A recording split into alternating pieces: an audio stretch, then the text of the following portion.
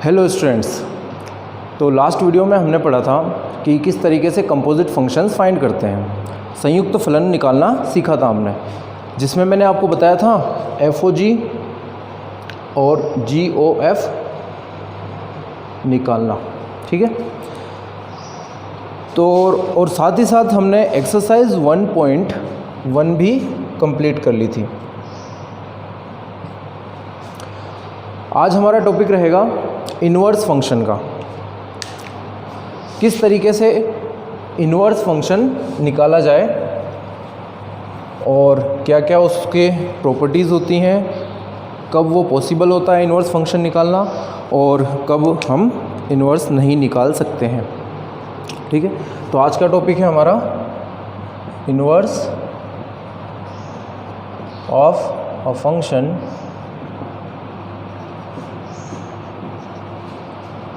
हिंदी में बोलते हैं प्रतिलोम फलन।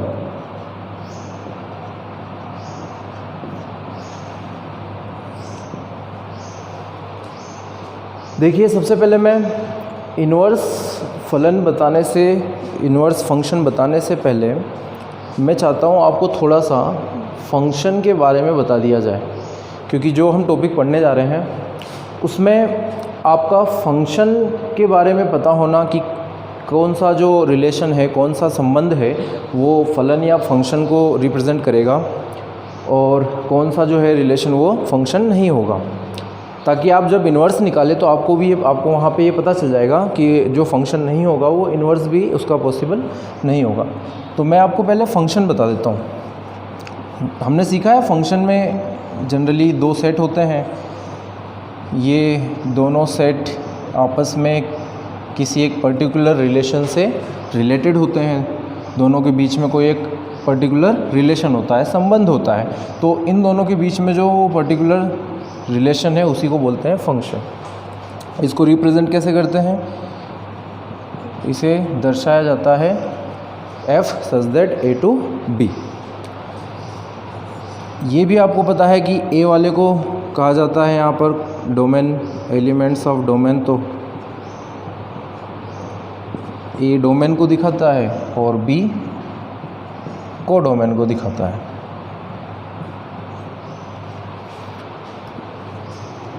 यहाँ पे फंक्शन के बारे में आप समझना कि ए में जो भी एलिमेंट होंगे वो बी वाले एलिमेंट से किसी न किसी तरीके से जुड़े होने चाहिए, किसी भी तरीके से ये जुड़े हो सकते हैं।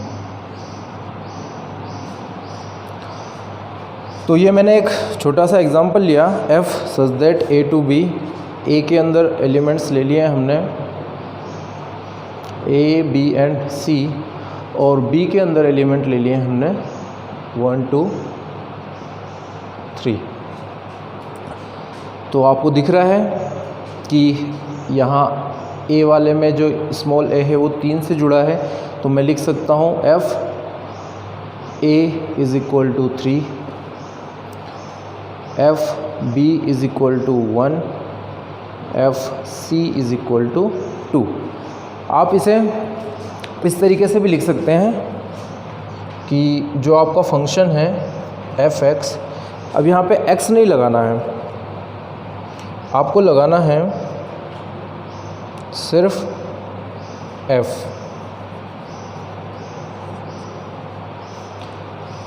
और इसे लिखने का तरीका क्या बन जाएगा? ए वाले पे 3 देता है तो a, 3, बी वाले पे 1 देता है तो b, 1, और c वाले पे 2 देता है तो c, 2। तो ये फंक्शन बना, देखिए, मतलब इस तरीके से ये फाइनल जो है फंक्शन का आएगा कि a, 3, b, 1, c, 2। अब यहाँ पे आपको ये ध्यान रखना है कि क्वेश्चन के अंदर जब कभी आपको क्वेश्चन पूछेगा इन्वर्स से रिलेटेड या और भी किसी फंक्शन से रिलेटेड, तो आपको ये इस तरीके से दिया होगा क्वेश्चन में, f is equal to a, 3, b, 1, c, 2। आपको इस क्वेश्चन को, इस चीज़ को देखकर ये पहचानना है कि यहाँ पे डोमेन का एलिमेंट कौन कौन सा है और साथ ही साथ को डोमेन का एलिमेंट कौन कौन सा होगा, या मैं इसे रेंज भी लिख सकता हूँ। जब किसी फंक्शन में आंसर आने लग जाए उसका तो उसे रेंज बोलते हैं। तो कोडोमेन का एलिमेंट या रेंज जो है वो कौन कौन सा है? तो आपने देखा कि इस जगह से ABC है और 3 2 1 3 1 2 लिख सकता हूँ, चाहूँ तो इसको अरेंज करके 1 2 3 भी लिख सकता हूँ न्यूमेरिकल ऑर्डर में। तो क्वेश्चन आपको ये वाला दिया होगा और आपको ये चीज़ें पहचान लेनी है एक बार। ये मैंने एक बेसिक एग्जांपल लिया है फंक्शन का। फंक्शन को किस तरीके से इसकी मैपिंग करते हैं, इसे बोलते हैं मैपिंग, और किस तरीके से रिप्रेजेंट करते हैं। ठीक है, अब मेन जो है ये यहाँ से है, ये वाला जो है इसको लेके चलेंगे और हम पता करेंगे कि इन्वर्स का इसमें क्या रोल होता है। ये आपको इस तरीके से दिया होता है f, ये f है। हम बात करते हैं कि कब कब तो ये फंक्शन होगा, यानी कि कौन कौन से रिलेशन जो होते हैं f such that a to b, ये वैलिड कब कब होगा। ठीक है, इसकी वैलिडिटी की बात करेंगे हम लोग, क्योंकि कई बच्चे पूछेंगे कि सर ये कैसे पता चलेगा कि कोई ये जो गिवन एक्सप्रेशन है, ये जो दे रखा है वो फंक्शन है या नहीं, ये कब कब होगा। तो देखिए, सबसे पहला इसमें कुछ पॉइंट्स बता देता हूँ, वो आपके लिए यूज़फुल होंगे, उन्हें याद रखेंगे तो आप हमेशा ही पता कर पाएंगे कि कौन सा फंक्शन होगा। तो सबसे पहले तो ये कि डोमेन में यानी प्रांत में, डोमेन में या प्रांत में कोई भी एलिमेंट जो है छूटा नहीं होना चाहिए। No element should be left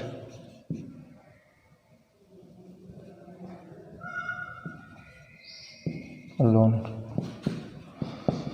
कोई भी अवयव खाली या रिक्त बोल सकता हूँ, खाली नहीं होना चाहिए। देखिए, इसे समझिए आप कि कोई भी अवयव जो है, डोमेन की बात कर रहा हूँ, डोमेन में क्या नहीं होना चाहिए। इसे इरेज कर देता हूँ एक बार, आप ये समझ चुके होंगे कि f को कैसे दिखाना है और उसमें डोमेन और रेंज या कोडोमेन कैसे निकालना है।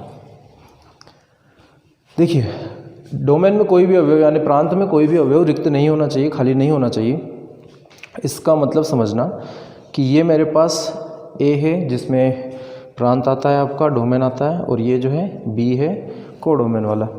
तो अगर मैं यहाँ ABC ले लेता हूँ और इधर 1 2 3 कुछ भी ले सकता हूँ, ABC 1 2 3 ज़रूरी नहीं है, आप कुछ भी ले सकते हो यहाँ पर, है ना। अब मैंने क्या किया कि A वाले को तो जोड़ दिया, B को भी यहाँ पे जोड़ दिया, लेकिन C खाली रखा। इस 3 को भी यहाँ नहीं लेता हूँ मैं। ठीक है, वैसे यहाँ खाली रह सकता है, इस कोडोमेन की बात हम जो कर रहे हैं यहाँ तो खाली हो सकता है, लेकिन डोमेन में खाली नहीं हो सकता।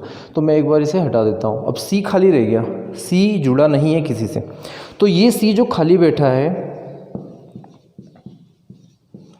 ये नहीं होना चाहिए था।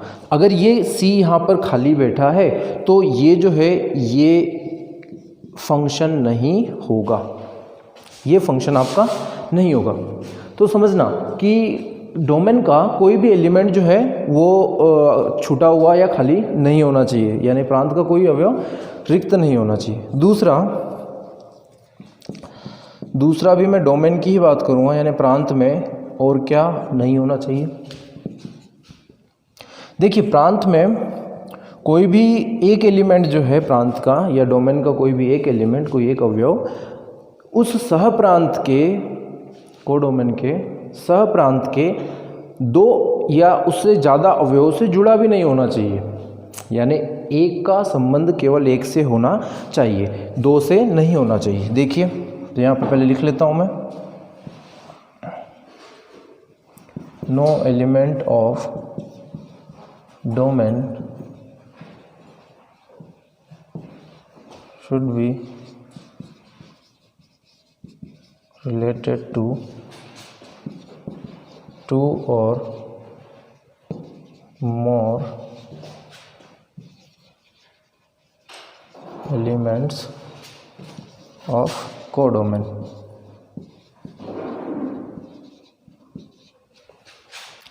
इसे मैं इस तरीके से भी लिख सकता हूँ, देखो एक अच्छी स्टैंडर्ड लैंग्वेज में बना के, कि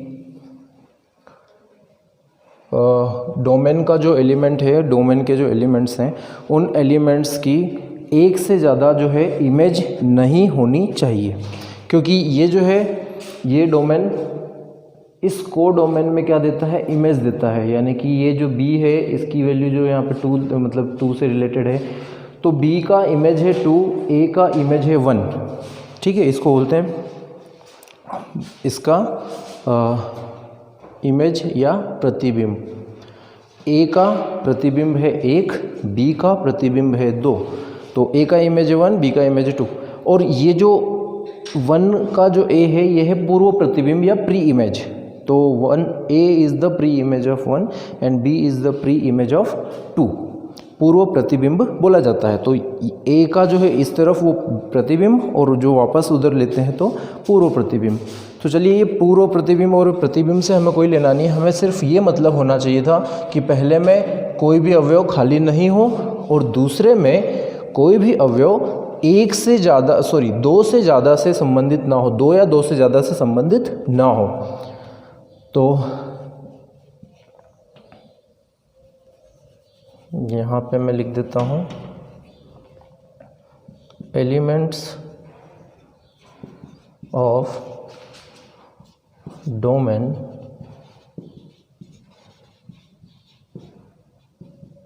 should not have 2 or more than 2 images.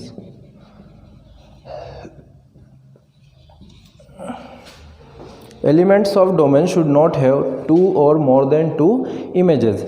यानी कि प्रांत के, हिंदी में बता देता हूँ इसमें, प्रांत के किसी भी अवयव का सह प्रांत में 2 या 2 से ज़्यादा जो प्रतिबिंब है वो नहीं होना चाहिए। इसे आसानी से समझा देता हूँ मैपिंग से।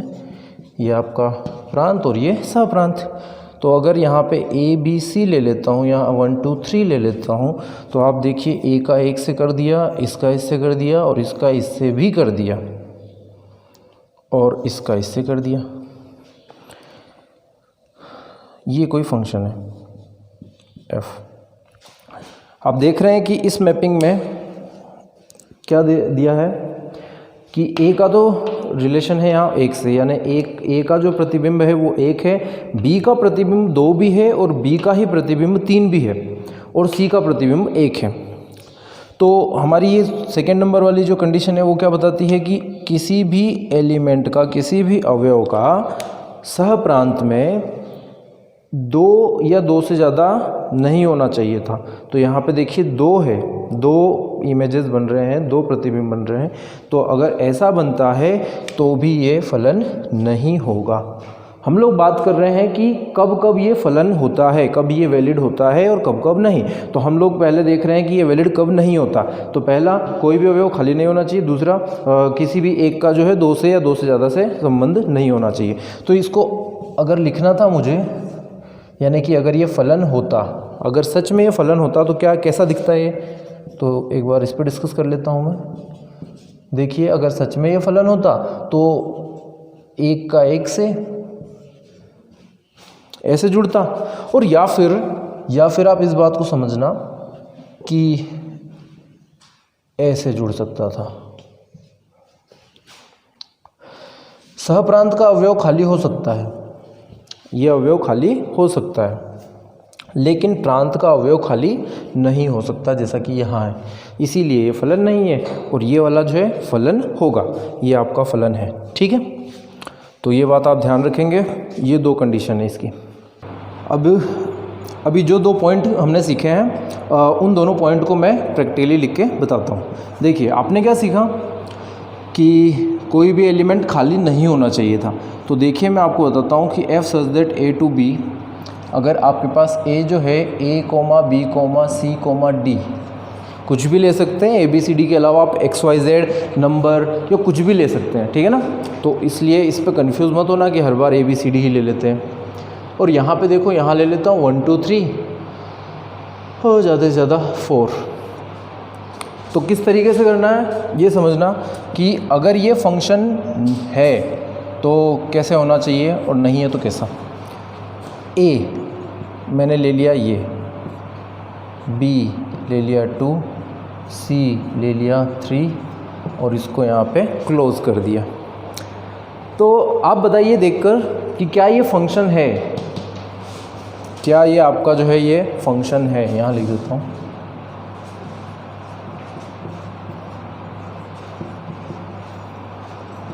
इज दिस अ फंक्शन, क्या ये फंक्शन है। तो पहला पॉइंट याद करो, जो ये ए है ये होता है प्रांत या डोमेन। डोमेन में कितने एलिमेंट्स हैं, 1 2 3 4 हैं। ये एलिमेंट्स में से, इन एलिमेंट्स में से कोई भी खाली नहीं होना चाहिए, यानी कोई ना कोई ऐसा अवयव अगर यहाँ पे है जिसका उस बी वाले से यानी कोडोमेन से, सहप्रांत से, बी वाले से कोई रिलेशन नहीं है, तो आप समझ लेना कि वो फंक्शन भी नहीं होगा। यानी कोई खाली नहीं बैठा होना चाहिए, सारे के सारे किसी न किसी से संबंधित होने चाहिए। तो देखो ए का 1 से है, ठीक है, बी का 2 से है, ठीक है, सी का 3 से है, ठीक है, लेकिन डी तो दिया ही नहीं है, डी यहाँ पर नहीं है। इसका मतलब है कि डी खाली है, डी अकेला है। तो ध्यान रखना भाई, कोई अकेला नहीं होना चाहिए ज़िंदगी में। तो डी जो है अकेला है तो ये फंक्शन भी नहीं है। तो यहाँ लिख देंगे function, this is not function, this is not a function, this is not a function, फलन नहीं है।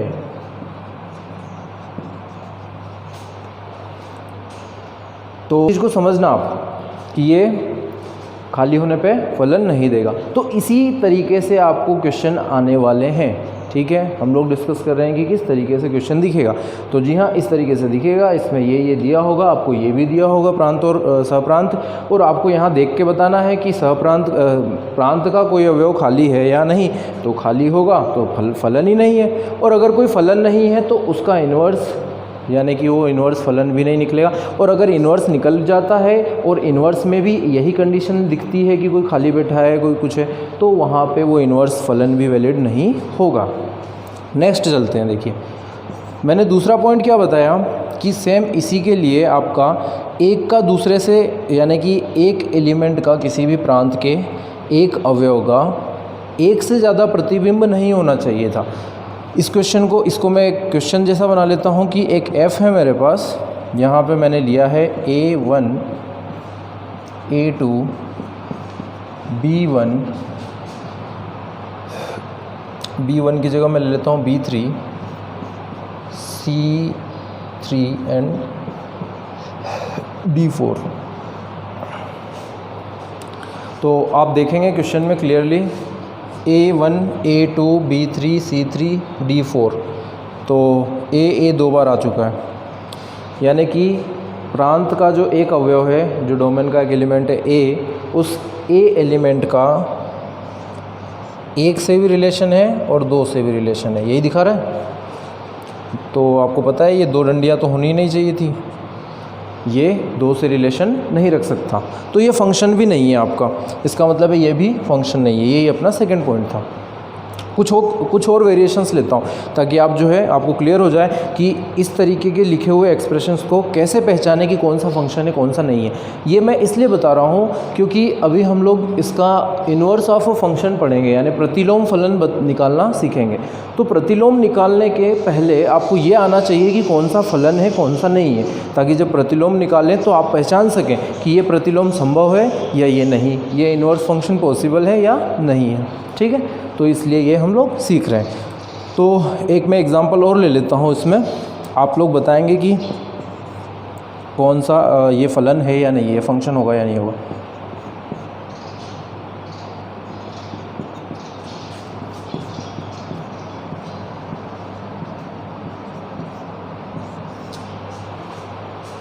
देखिए A1 B2 C2 D3, तो आप देख के बताएं कि अभी जो हमने 2 कंडीशंस पढ़ी थी फंक्शन की वैलिडिटी के लिए, उसके अकॉर्डिंग क्या ये फंक्शन है या नहीं है। आप लोग देखोगे, सोचोगे A 1 से जुड़ा है, ठीक है सर, B 2 से जुड़ा है, ठीक है, C 2 से जुड़ा है, C जुड़ा हुआ तो है, ठीक है, देखते हैं, D 3 से जुड़ा है। तो A B C D ये चारों के चारों कहीं ना कहीं तो जुड़े हैं, कहीं ना कहीं तो रिलेशन इनका है। अब कन्फ्यूज़न कहाँ पैदा होगी इस क्वेश्चन में? इस जगह पे कन्फ्यूज़न आपको ये होगी कि सर बी भी 2 से है और सी भी 2 से है, तो क्या इस बात को लेके मतलब ये है क्या कि ये फंक्शन है? इस बात को मैं मान सकता हूँ कि आपका बी जो है ये भी 2 से जुड़ा है और सी जो है ये भी 2 से जुड़ा है, तो क्या ये फंक्शन होगा? तो जी हाँ, फंक्शन होगा, क्योंकि मैंने अभी जो 2 पॉइंट बताए उनमें कहीं भी ये नहीं बताया कि जो आपका कोडोमेन का एलिमेंट है वो ए वाले 2 से जुड़ सकता है या नहीं जुड़ सकता, इसके बारे में हमने कोई डिस्कस नहीं किया। तो नहीं किया है डिस्कस, तो ध्यान रखना है जब आपको कोई चीज़ नहीं बताई जाए तो ऐसा नहीं है कि हर जगह वो वाला रूल लागू हो जाए कि ए वाले के लिए जैसा था वैसे बी वाले के लिए हो जाए, ऐसा नहीं होगा, ठीक है ना। आपको नहीं बताया गया है तो आपका बी वाला एक एलिमेंट जो है ये ए वाले के 2 एलिमेंट से जुड़ सकता है, बिल्कुल ठीक है। इसका एक एग्जांपल लेके दिखाता हूँ आपको कि क्यों ऐसा होता है कि आपके सर डोमेन के 2 अलग अलग एलिमेंट आपने लिए तो ये 2 अलग अलग एलिमेंट का आंसर तो सेम ही आता है, ऐसा क्यों होता है? तो देखिए, जैसे मेरे पास कोई फंक्शन है y = x², तो अगर x की जगह मैं +2 रखता हूँ तो मेरे पास आंसर आता है 4, और x की जगह अगर मैं -2 रखता हूँ तो भी देखिए ध्यान से, तो भी देखिए यहाँ पे आपका आंसर क्या आएगा? 4 आएगा। तो आपने देखा हाँ सर बिल्कुल सही जा रहे हैं लग रहा है, क्योंकि +2 रखने पे भी 4 देता है, -2 रखने पे भी 4 देता है, यानी कि +2 और -2 दोनों का आंसर, दोनों का रिलेशन तो 4 से है। तो फंक्शन के लिए क्या है कि 2 अलग अलग डोमेन के एलिमेंट्स या प्रांत के अवयवों के लिए एक ही सहप्रांत का अवयव हो सकता है। तो इस बात को ध्यान रखेंगे आप, ठीक है, कि 2 अलग अलग का जुड़ाव एक से हो सकता है। लेकिन इस जगह आके कंफ्यूज मत हो जाना आप लोग कि ए वाले में सर आपने 1 को 2 से नहीं जोड़ा था, लेकिन बी वाले जो है वो 1 2 से जुड़ रहा है। तो हाँ, ऐसा हो सकता है, बस आपको ध्यान रखना है डोमेन, सिर्फ और सिर्फ डोमेन में ही होते हैं कंडीशंस। 2 कंडीशंस आपको बता दी है मैंने, ये दोनों याद रखेंगे आप लोग, हर जगह काम आता है कि आपका कभी भी एक ही जो है कोई खाली नहीं होना चाहिए था, कोई एलिमेंट डोमेन का या प्रांत का कोई अवयव खाली नहीं होना चाहिए, और दूसरा जो है एक ही एलिमेंट 2 अलग अलग जगहों पे जुड़ा नहीं होना चाहिए, इस वाले तरीके का जैसा नहीं होना चाहिए, ठीक है। ये बच्चों ध्यान रखना। तो बच्चों, तो अभी आपने देखा कि किस तरीके से हम लोग डोमेन वाले से ही पता कर सकते हैं कि कोई भी ये जो दिया हुआ है f वो फंक्शन है या नहीं, ठीक है। एक मैं ग्राफ से आपको बता देता हूँ, एक ग्राफिकल मेथड होता है, उस ग्राफ से पता चल जाता है कि वो फंक्शन है या नहीं, लेकिन ये अक्सर ही काम में ज़्यादा नहीं आता है, फिर भी आपको थोड़ा सा एक आइडिया लग जाएगा। ग्राफ में क्या होता है, जैसे कोई फंक्शन दिया हुआ है, अब मैं इसको y = fx के फॉर्म में लिख रहा हूँ फंक्शन को, उस f वाले फॉर्म में नहीं लिख रहा हूँ, मैं fx के फॉर्म में लिख रहा हूँ। तो fx का कोई भी ऐसा ग्राफ है। अब इस ग्राफ में क्या होता है, कैसे पहचानूँ कि ये फंक्शन है या नहीं? तो इसके लिए होता है वर्टिकल लाइन टेस्टिंग, ऊर्ध्व रेखा परीक्षण, ऊर्ध्व रेखा परीक्षण, वर्टिकल लाइन टेस्टिंग। इसमें क्या करते हैं, इसमें क्या करते हैं कि हम इस ग्राफ पर एक खड़ी रेखा खींचते हैं, कहीं भी किसी भी बिंदु पर खींच सकते हैं ये लाइन, ठीक है। ऊर्ध्व रेखा, खड़ी हुई रेखा है ना, वर्टिकल लाइन। तो ग्राफ के ऊपर किसी भी बिंदु पर, कहीं भी किसी भी बिंदु पर एक ऊर्ध्व रेखा खींचें। अगर वो ऊर्ध्व रेखा या वो जो खड़ी रेखा है, वो खड़ी लाइन है, वो उस ग्राफ को एक से ज़्यादा जगह पे काटे, यानी 2 जगह पे काटे, 3 जगह पे काटे, तो एक से ज़्यादा जगह पे काटे तो वो फंक्शन नहीं होता है, ठीक है। समझना, ये मैंने एक एग्ज़ाम्पल लिया है, एक ऐसी ग्राफ बना दिया ऐसे मन से, यहाँ पे मैं खड़ी लाइन खींच रहा हूँ, तो जिस जगह पे ये काट रहा है ना, एक ही जगह दिख रही है, बस एक ही जगह काटा, देखो एक ही जगह काटा, एक ही जगह काटा। तो इसका मतलब है एक जगह काटेगा तो ये फंक्शन होगा, तो ये वाला तो फंक्शन है। अब ज़रा देख लेते हैं कौन सा फंक्शन नहीं होता है ना। देखिए ये हो गया मेरे पास एक ये ग्राफ है, ये कोई y is equal to F X जैसा कोई ग्राफ है, F1 ले लेता हूँ। अब इसमें ऊर्ध्व रेखा खींचूंगा ना तो देखो एक जगह दो जगह काट दिया। दो जगह काटते ही आप क्या बोलोगे कि सर फंक्शन नहीं है। ऐसे ही बहुत सारे ग्राफ हैं, देखना ये वाला ग्राफ आप देखोगे, इसको काटोगे, क्या लग रहा है दो जगह काट रहा है क्या? ये केवल ग्राफ को देखो, ग्राफ को दो जगह काट रहा है क्या? एक जगह ही काटा, एक जगह काटा, ये दूसरी जगह तो एक्स एक्सिस को काटा है, अक्ष को काट रहा है ना, ग्राफ को नहीं काट रहा है। इसको काटा, ग्राफ को एक जगह काटा, एक जगह काटा, तो सर ये तो फंक्शन है। तो हाँ ये फंक्शन होता है, ये वाला ही तो फंक्शन है, ये X square X to the power 4 है ना, ये वाले फंक्शन है। ये सिकुड़ता जाता है जितना पावर बढ़ती जाएगी, ठीक है। तो ये कुछ फंक्शन के एग्जांपल दिए और कुछ फंक्शन ना होने के भी दिए। कुछ और ले लेते हैं कि सर और भी बता दो एक आधे कि कौन से फंक्शन नहीं होते हैं। तो देखो मैं रियल फंक्शंस के एग्जांपल ले लेता हूँ। एक्स क्यूब इसका ग्राफ होता है इस तरीके से, तो वर्टिकल लाइन टेस्टिंग में ये पास हो जाएगा। ध्यान रखना ये थोड़ा सा टेढ़ा होता है, मैंने सीधा ही कर दिया इसको, ऐसे जाता है। दूसरा सर एक बताओ कि कौन सा फंक्शन नहीं है वाला, तो देखो नहीं है वाला बता देता हूँ। y is equal to, actually y is equal to नहीं लूँगा मैं, x इज़ इक्वल टू 3 एक लाइन है, सिंपल सी लाइन है। कैसे बनती है x इज़ इक्वल टू 3? ये रही 3, ये लाइन खींच दी, ये है x इज़ इक्वल टू 3। अब देखो एक जगह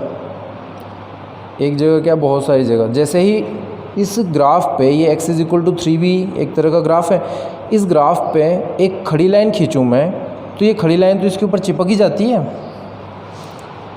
एक दूसरे के ऊपर ये चिपक जाती है दोनों लाइनें। और चिपकने का मतलब है एक दूसरे के ऊपर ओवरलैप होने का मतलब है कि बहुत सारी जगह कट कर रही है। कट क्या, टच ही कर रही है ना, बहुत सारी जगह टच कर रही है, तो ये भी फंक्शन नहीं है। ध्यान रखेंगे ये भी फंक्शन नहीं है। y इज़ इक्वल टू 3 ले लूँ, सर क्या ये फंक्शन हो सकता है क्या? तो देखते हैं ना, इसको बनाता हूँ मैं। y इज़ इक्वल टू 3 कहाँ होगा? तो सर यहाँ होगा। कैसे बनेगा? x एक्सिस के पैरेलल, तो y इज़ इक्वल टू 3। अब क्या करना है? वर्टिकल लाइन टेस्टिंग देखनी है। कहीं भी खींचो, क्या हुआ? तो सर एक ही जगह काट रही है, कहीं भी खींच रहे हैं तो एक ही जगह काटती है। तो y इज़ इक्वल टू 3 एक फंक्शन है जिसको बोलते हैं कांस्टेंट फंक्शन है ना, y is equal to 3, y is equal to constant वाला फंक्शन। तो इस तरीके से ग्राफ से भी हम पता कर सकते हैं कौन सा फंक्शन है या नहीं। फिलहाल हम क्या करना है, हमको क्या करना है कि इन्वर्स निकालना है। और इन्वर्स निकालने के लिए ग्राफ वाला जो है ये आपको यूज़ में नहीं आएगा। आपको याद रखना है अभी जो 2 पॉइंट बताए कि डोमेन का कोई एलिमेंट खाली नहीं होना चाहिए। दूसरा, डोमेन का जो एलिमेंट है, कोई भी एलिमेंट को डोमेन के 2 एलिमेंट से नहीं जुड़े होना चाहिए, 2 या 2 से ज़्यादा एलिमेंट से जुड़ा नहीं होना चाहिए, सिर्फ एक से ही जुड़ा होना चाहिए।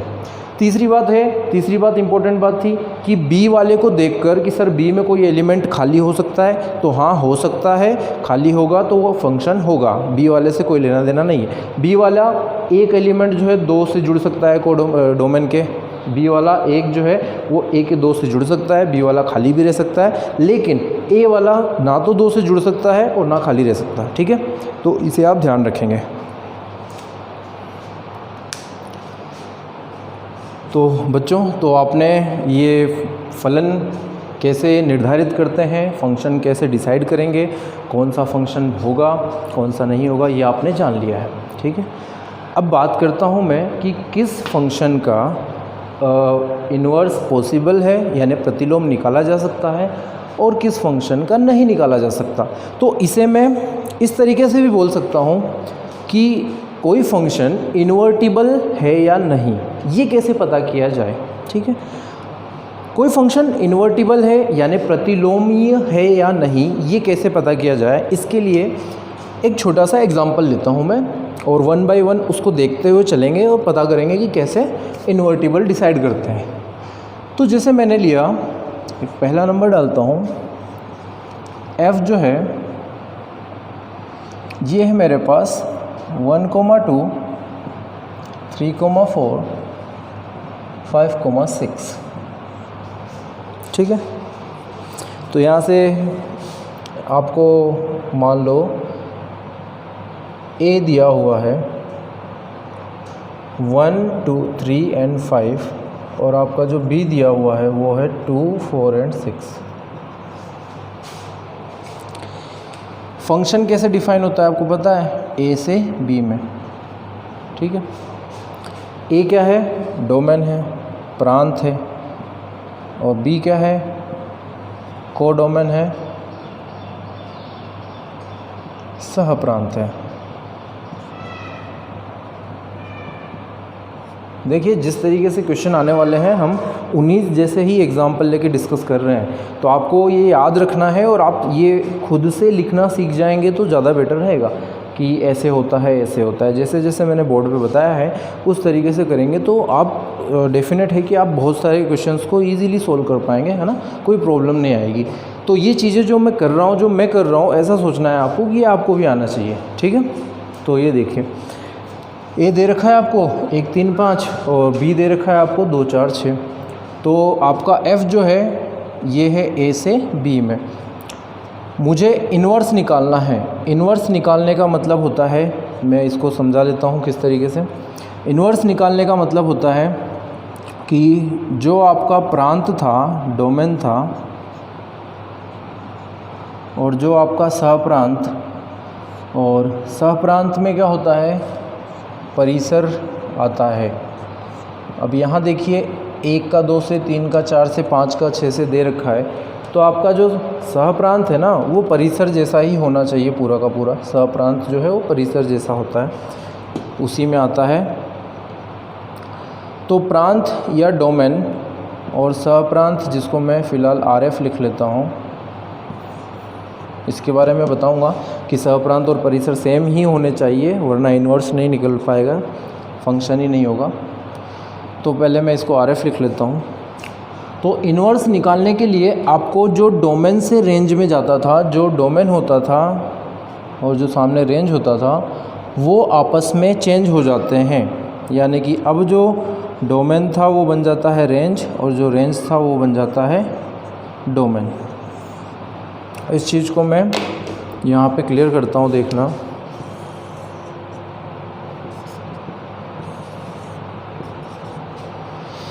देखिए 1 3 5 है यहाँ पे, 2 4 6 है यहाँ पे। कैसा है फंक्शन, 1 का 2 से, 3 का 4 से, 5 का 6 से, ये फंक्शन है हमारा।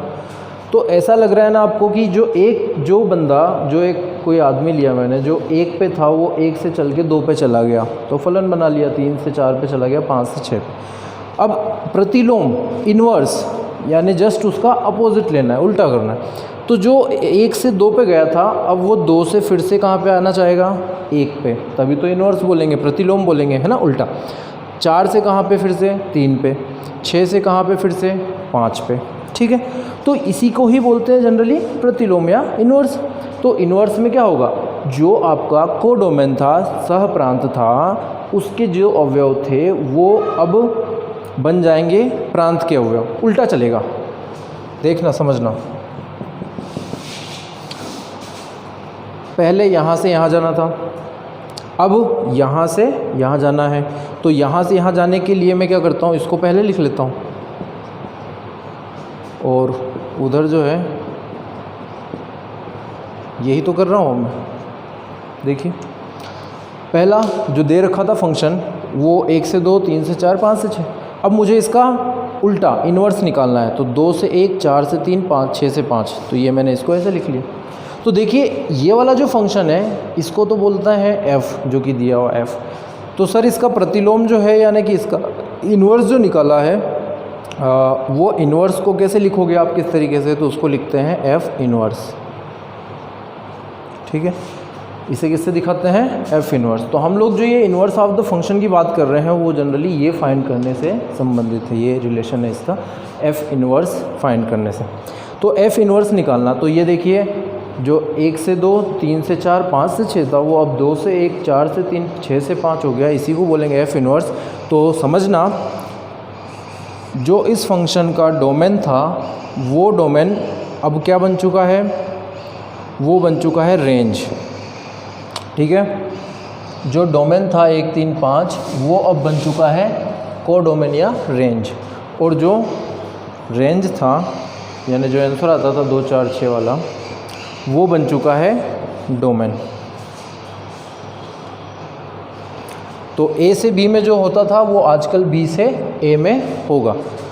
तो इसके लिए मैं एक लाइन और लिख देता हूँ कि इफ़, और ये फाइनल कंक्लूज़न है, इसको समझना आप, कि if F such that A to B then if and only F inverse such that B to A.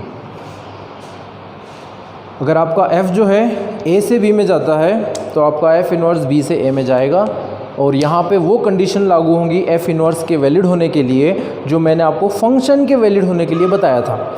f inverse valid है, इसकी जानकारी b और a देने वाले हैं, स्पेशली b देने वाला है। अगर आपका b का कोई एलिमेंट खाली नहीं है, b का कोई एलिमेंट जो है वो a के 2 से जुड़ा हुआ नहीं है, तो जाहिर सी बात है आपका f इनवर्स पॉसिबल है। और अगर f इनवर्स पॉसिबल है तो f का इन्वर्स पॉसिबल है, इसे ही बोलते हैं कि f इन्वर्टिबल है। यानी f इन्वर्टिबल तब होगा जब ये वाला वैलिड हो जाए, f इनवर्स वैलिड हो जाए। ठीक है, यहाँ पे देखना एक बार, यहाँ पे जो मैंने बनाया है, ये जो आपको समझाया, आई होप आपको समझ में आ गया है। यहाँ पे एक बार और मैं आपको बता देता हूँ, किसी भी फंक्शन में, किसी भी फलन में इन्वर्स निकालना तभी संभव होता है जब उसका प्रांत और परिसर एक दूसरे से बदल जाए, यानी जो प्रांत था वो परिसर बन जाए और परिसर जो है वो प्रांत बन जाए। साथ ही साथ यहाँ पे a से b में अगर कोई जा रहा है फंक्शन तो उसका इन्वर्स b से a में जाएगा, यानी f inverse such that b to a बन जाता है। एक चीज़ और, f इन्वर्स जो है इसमें b के ऊपर जो फंक्शन की प्रॉपर्टी है वो फॉलो होनी चाहिए। कैसे? कि कोई भी एलिमेंट जो है खाली नहीं होना चाहिए, तो देखिए यहाँ पे खाली नहीं है। कोई भी एक एलिमेंट का रिलेशन इन दोनों से कोई भी एक एलिमेंट का रिलेशन 2 से नहीं होना चाहिए। तो देख रहे हैं आप कि नहीं, यहाँ पे सब अलग अलग हैं, कोई भी एक 2 से नहीं है। जैसे कि अगर ये कुछ ऐसा होता तो ये गलत हो जाता, तो यहाँ पे ऐसा नहीं है, तो ये इन्वर्स पॉसिबल है। तो बच्चों यहाँ पे हमने ये देखा कि f अगर कोई फलन दिया हुआ है तो उसका इन्वर्स निकालने के लिए हमें क्या क्या करना पड़ता है। ठीक है, तो ये आप समझ के रखना कि f इन्वर्स जो है b से a में हो जाएगा अगर f जो है a से b में है तो अब आगे बढ़ता हूँ, मैं एक एग्जांपल और लेता हूँ। तो स्टूडेंट्स, अपने पास ये 3 क्वेश्चन है, ये 3 मैंने आपको समझाने के लिए, ताकि आप अच्छे से समझ जाए, ये 3 एग्जांपल लिए हैं। देखिए, पहला है if f is equal to 1 2 2 2 3 4 5 6 then f inverse is possible और नॉट। हिंदी वाले को कोई प्रॉब्लम नहीं आनी चाहिए वैसे, और हिंदी मीडियम वाले भी इजीली समझ सकते हैं, मैथ्स में तो समझ में आ जाता है आसान से। इफ़ मतलब यदि होता है, f ये दे रखा है आपको 1 2 2 2 3 4 5 6, देन यानी तब f इन्वर्स इज़ पॉसिबल और नॉट, f इन्वर्स संभव है या नहीं है। यहाँ पे लिख भी रखा है मैंने, क्या प्रतिलोम संभव है। तो देखिए, प्रतिलोम इसका संभव है, लेकिन सबसे पहले आपको ये बताना होगा संभव है या नहीं, ये तो बाद की बात है, लेकिन पहले ये बताना होगा कि इसमें प्रांत परिसर का क्या रोल रहा, क्या क्या आया। तो आप देखो कि a से b में चलता है जुगाड़, या मैं इसको ऐसे बोल दूँ डोमेन से रेंज में या कोडोमेन में चलता है, तो मैं रेंज ही लेता हूँ फ़िलहाल। यहाँ पे मैं रेंज की बात और कोडोमेन की बात बार बार करता हूँ कि कोडोमेन और रेंज क्या चक्कर है। कोडोमेन मतलब सहप्रांत और रेंज मतलब परिसर। तो सहप्रांत और परिसर जो है, इनमें डिफरेंस बताता हूँ आपको। देखिए, जब आप कोई फलन लेते हैं, उस फलन में ये बाद वाला जो आंसर आ जाता है, यानी कि 1 रखा था 2 आया, 2 रखा था 2 आया, 3 रखा था 4 आया, 5 रखा था तो 6 आया, तो ये जब आ जाता है तो इसे बोला जाता है परिसर। ठीक है, फलन के अंदर मान रखने के बाद जब ये आ जाते हैं ना, तो इसे बोलते हैं परिसर। और सहप्रांत क्या होता है? सहप्रांत क्या होता है कि आपको कोई दो समुच्चय दिए होते हैं जिसमें एक तो होता है प्रांत और दूसरा होता है सहप्रांत। तो सहप्रांत में वो अवयव सम्मिलित होते हैं, वो अवयव होते हैं सारे के सारे जो परिसर में आने वाले हैं, यानी कि परिसर के ही अवयव सहप्रांत में मिलते हैं। इसको मैं यहाँ पे लिख रहा हूँ, समझना कि आपका जो परिसर होता है रेंज, RF बोलते हैं रेंज, ये रेंज सबसेट और इक्वल होता है कोडोमेन के। ये मैंने पिछले वीडियो में आपको बता दिया था। Range of any function is subset or equal to codomain of that function. परिसर जो होता है वो उस फलन के सहप्रांत के उपसमुच्चय या उसके बराबर होता है। तो बराबर भी हो सकता है। तो यहाँ पर इन जगहों पर मैं बात करूँगा सहप्रांत, तो सहप्रांत बराबर हो जाएगा परिसर के, ठीक है ना। अगर जहाँ ये सहप्रांत परिसर के बराबर नहीं होता है वहाँ गेम चेंज हो जाएगा, वहाँ पे आपका ये इनवर्स फंक्शन भी पॉसिबल नहीं होगा। तो एग्जांपल में देखते हैं हम लोग। देखिए प्रांत यानी कि ए वाला जो है आपको नज़र आ रहा है 1 2 3। तो देखिए मैं इसे बना लेता हूँ यहाँ पे, मैपिंग में ज़्यादा समझ में आता है आपको अच्छे से, तो मैपिंग कर लेता हूँ इसकी मैं। 1 2 3 4 5, 1 2 3 और ये 5, ये ए वाले में है। ये इसका संबंध सामने वाले से है, सहप्रांत से है। सहप्रांत में देखिए क्या है, 2 2 4 और 6। तो 2 2 4 और 6 संबंध कैसा दिख रहा है, रिलेशन कैसा है, 1 का 2 से, 2 का भी 2 से। अब देखिए मैंने ये 2 2 बार लिख दिया, 2 2 बार लिख दिया, लेकिन आपको पता है किसी भी समुच्चय को लिखते समय एक एलिमेंट को 2 बार रिपीट नहीं करते हैं, तो इसको मैं 1 बार लिखूँगा। अब ये 2 का संबंध 2 से है तो ये 2 से हो गया, 3 का 4 से है, 5 का 6 से है। हाँ ये तो फलन नज़र आ रहा है, f जो है वो तो फलन है ही, वो तो आपको पता है, 1 2 3 5। तो ये सब अलग अलग हैं, कोई खाली नहीं है, सब जुड़े हुए भी हैं, ठीक है। तो ये फलन है, लेकिन मुझे क्या बताना है, मुझे ये बताना है कि इन्वर्स इसका निकालना संभव है या नहीं। ये तो बात हुई थी सर f की, आपको तो f इन्वर्स निकालना है। तो f इन्वर्स कैसे होगा, जस्ट b को पहले लिख देते हैं, यानी कि अब a की जगह b आ जाएगा। डोमेन में a की जगह b रहेगा और कोडोमेन में क्या रहेगा, a रहेगा।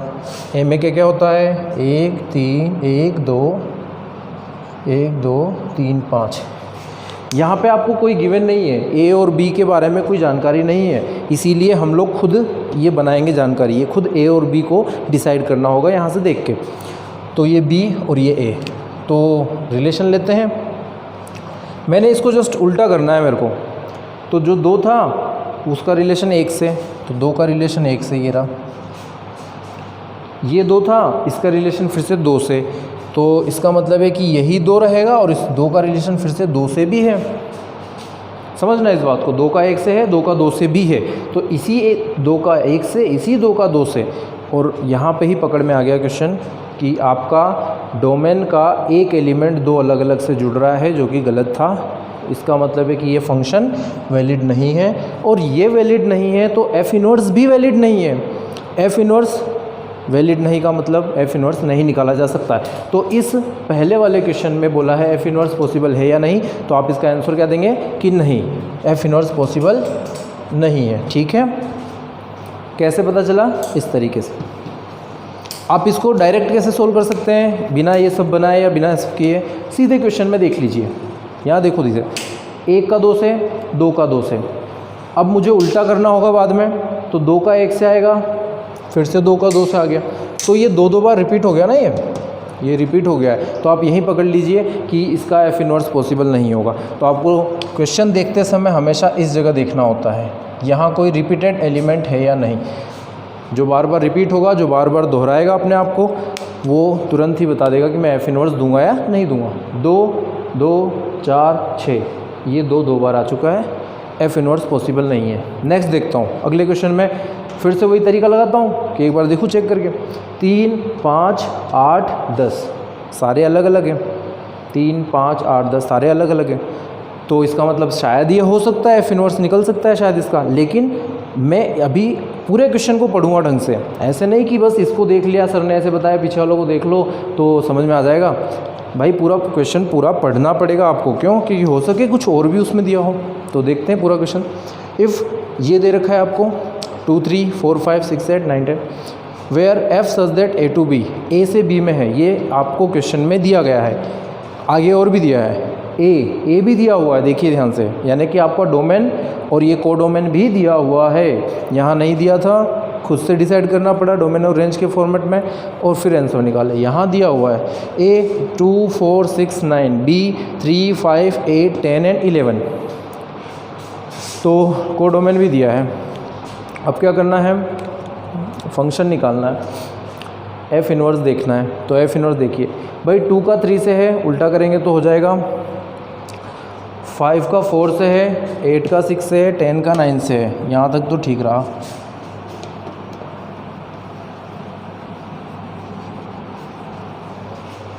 ये तो ठीक रहा। तो आपका जब एफ इनवर्स निकलेगा यहाँ पे ये 2 वाले में, तो एफ जो है ये ए से बी में है, तो आपका एफ इनवर्स जो है वो हो जाएगा B2 ए, बी से ए में। तो बी में जो आप देख रहे हो वो बी में एलिमेंट तो वहाँ से लेने पड़ेंगे, वहाँ जो दे रखा है 3 5 8 10 और 1 11, और ये बी है, ये ए है। ए में देखो क्या है, ए में भी दिया हुआ है 2 4 6 और 9, ठीक है।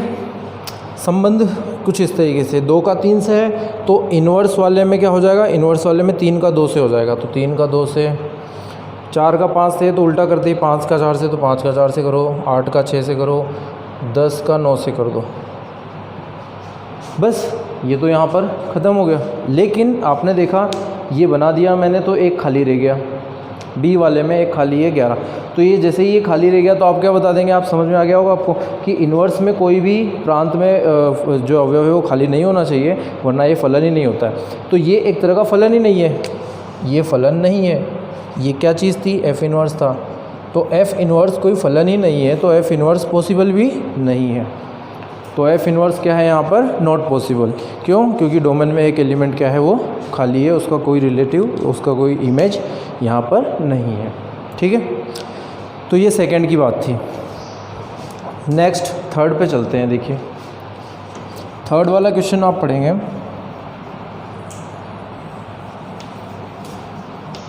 थर्ड वाले क्वेश्चन में लिखा है F 1,1 2,2 3,3 4,4 where F such that A to A है, और ए आपको यहाँ लिखा नहीं है, मैं लिख देता हूँ। ए जो है वो है 1 2 3 एंड 4। तो ये फंक्शन है 1 1 2 2 3 3 4 4, और फंक्शन डिफाइन कैसे है कि ए से ए में ही डिफाइन है। एफ इनवर्स है पॉसिबल या नहीं, तो एफ फिर से वही बात, ए से ए में है, तो एफ इन्वर्स जब निकालोगे तो भाई ये भी ए से ए में ही रहेगा। तो ए से ए में है तो वही बात है, उल्टा कर दो।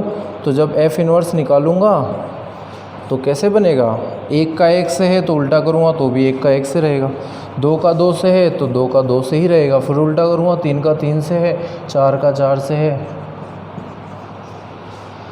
तो आप देख रहे हो कि ये सारे के सारे एलिमेंट जो ए में थे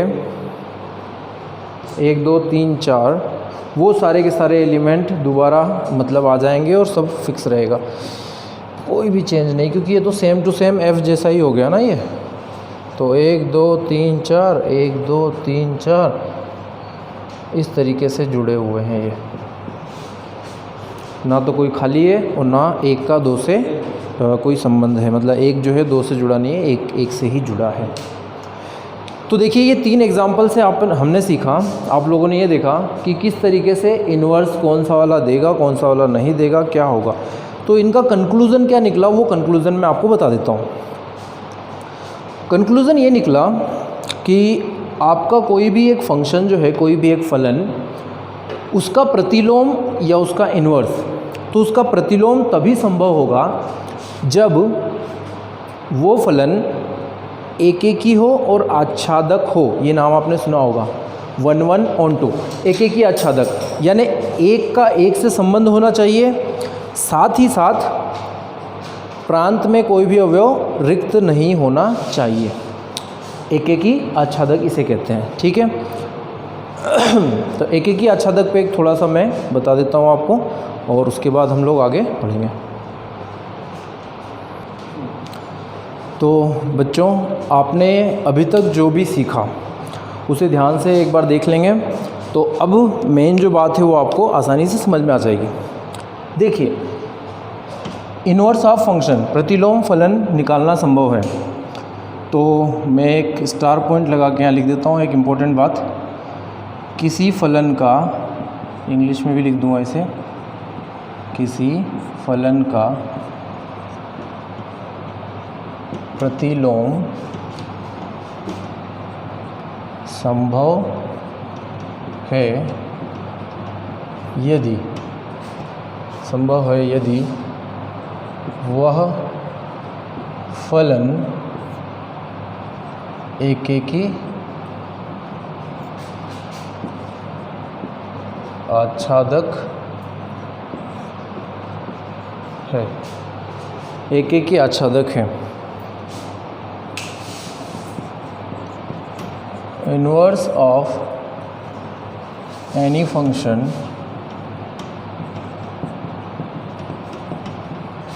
is possible if the function is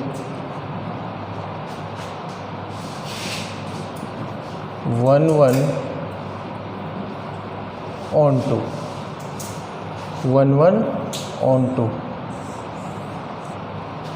इस बात का ध्यान रखना है आपको।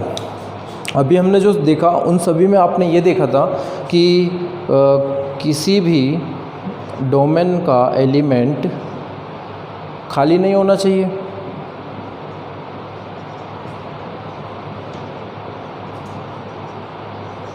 एक तो ये नहीं होना चाहिए, खाली नहीं होना चाहिए, और दूसरा क्या नहीं होना चाहिए, दूसरा एक का दो से रिलेशन नहीं होना चाहिए। ये मैंने आपको इसमें बता दी। इस एक का दो से ऐसा नहीं होना चाहिए और कोई खाली नहीं होना चाहिए। अगर ऐसा होता है, अगर कोई एक का दो से होता है या कोई खाली होता है, तो आप समझना कि ये फंक्शन अगर खाली होता है तो वो होता है अंतरक्षेपी।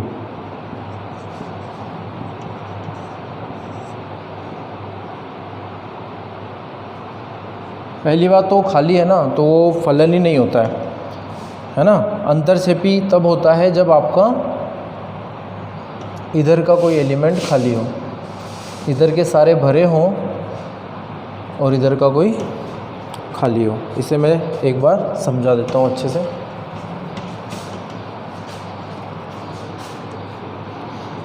एक बार मैं ले लेता हूँ आच्छादक। आच्छादक क्या होता है, और एक बार ले लेता हूँ अंतरक्षेपी क्या होता है। हालांकि मुझे आच्छादक से ही ज़्यादा काम है ना, अंतरक्षेपी से है ही नहीं।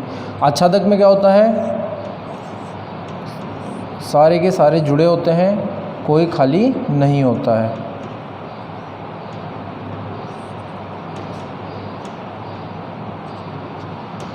और अंतरक्षेपी में क्या होता है, कोडोमेन का एलिमेंट खाली होता है, ये खाली पड़ा है। तो आप देख रहे हैं जब इसका इन्वर्स निकालने की कोशिश करूँगा तो ये 3 खाली हो जाएगा इधर आके, और यहाँ पे देखो ये इन्वर्स निकालूंगा तो कोई भी खाली नहीं रहेगा और एक का एक से जुड़ाव रहेगा। यहाँ तो खाली भी रहेगा और एक का 2 से जुड़ा हो जाएगा। इसीलिए ये जो है अंतरक्षेपी वाला तो हमें लेना ही नहीं है इन्वर्स के लिए, आच्छादक लेना है। साथ ही साथ एक और चीज़ बता देता हूँ, एकेकी के बारे में और बहुएकी के बारे में। हालांकि ये 11th क्लास में हम लोग पढ़ चुके हैं, लेकिन आप लोग भूल गए होंगे, तो मैं एक बार आपको रिकॉल कर देता हूँ। एकेकी में क्या होता है, कुछ नहीं होता है जी, एक का एक से होता है बस। कुछ भी ले सकता हूँ, यहाँ पे मैं 1 2 3 ले रहा हूँ या ABC ले रहा हूँ, हालांकि ऊपर उल्टा ले लिया। एक का एक से होता है। और बहुएकी में क्या होता है, बहुएकी में 2 का एक से होता है, ठीक है। चाहे तो ये रखो चाहे मत रखो, लेकिन दो का एक से होता है रिलेशन। इसको उल्टा करूँगा, देखो जैसे ही इसको यहाँ लाता हूँ तो आपको समझ में आ जाता है कि सर ये तो एक अकेला ही दो से जुड़ जाएगा, तो ये भी गलत है, ये भी इन्वर्स नहीं देगा हमारा। और अंतरक्षेपी वाले में देखो ये भी खाली वाला तो होना ही नहीं चाहिए था, ये भी खाली रह जाता है और साथ ही साथ ये क्या है, दो से जुड़ जाता है, तो ये भी नहीं होना चाहिए था। तो इन चीज़ों को आप समझना कि क्यों हम लोग बार बार बात कर रहे हैं कि किसी फलन का तभी इन्वर्स निकालना या प्रतिलोम निकालना संभव है जब वह फलन एक एक की आच्छादक है, 1 1 on 2 है। on 2 होना चाहिए, into नहीं होना चाहिए। अंतरक्षेपी का मतलब into। एक एक ही होना चाहिए, 1 1 होना चाहिए, many 1 नहीं होना चाहिए। बहु एक ही का मतलब होता है many 1। ठीक है, तो function should be 1 1 on 2 for having the function having the inverse function of that function. ठीक है, तो ये याद रखना है आपको कि किसी फलन का प्रतिलोम तभी संभव है जब वो फलन क्या हो, एक एक ही आच्छादक होता है। तो बच्चों, आपने आज इनवर्स फंक्शन के बारे में बहुत कुछ पढ़ लिया। जो भी मैंने पढ़ाया, जो भी यहाँ पे आपको बताया गया है, आप उसको दोबारा ढंग से देखें और उससे रिलेटेड बुक में जो एग्जाम्पल हैं वो आप सॉल्व करने की कोशिश करें। ठीक है, इस पॉइंट को मत भूलना आप, और जो जो सिखाया है, जो जो इंपॉर्टेंट पॉइंट बताए हैं उनको बिल्कुल भी मत भूलना। ठीक है, तो कल के वीडियो में हम लोग नेक्स्ट वीडियो में जो है हम लोग करेंगे 1.2 एक्सरसाइज और उसके क्वेश्चंस, और साथ ही साथ अगर और कुछ भी इसमें बच रहा है तो मैं आपको वो कल क्लियर कर दूँगा। ठीक है, तो take care and thank you.